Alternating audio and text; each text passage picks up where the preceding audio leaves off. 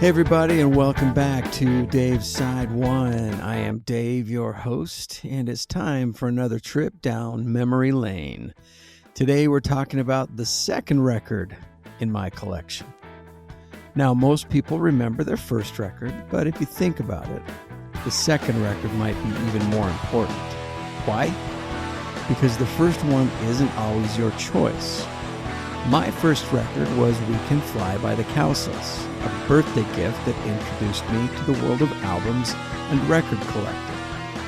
But my second record, that one was all me. The second album I ever owned was Equinox by Styx. Now, if you know that album, you know it isn't exactly a small step away from the Cowsills. This was rock music.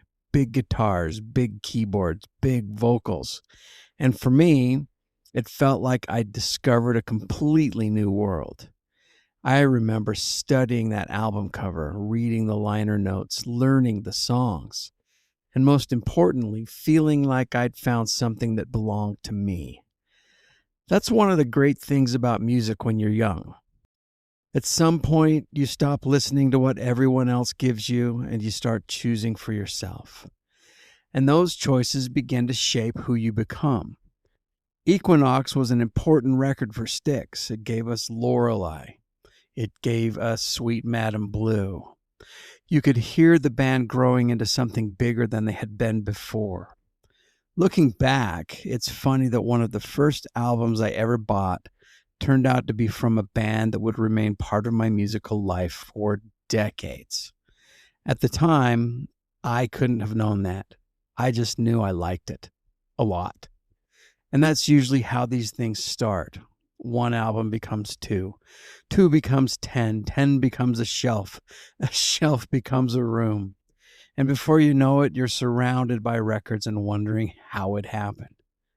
For me, Equinox was the first album that truly felt like my own discovery. Not a gift, not something someone handed me, a choice. And it turned out to be a great one. Do you remember the first album you chose for yourself? Not the first one you owned, but the first one that felt like your choice. Please let me know in the comments.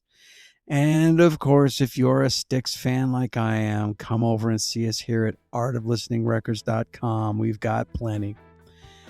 Well, that's today's trip down memory lane. Please keep that needle in the groove, and we will talk to you tomorrow.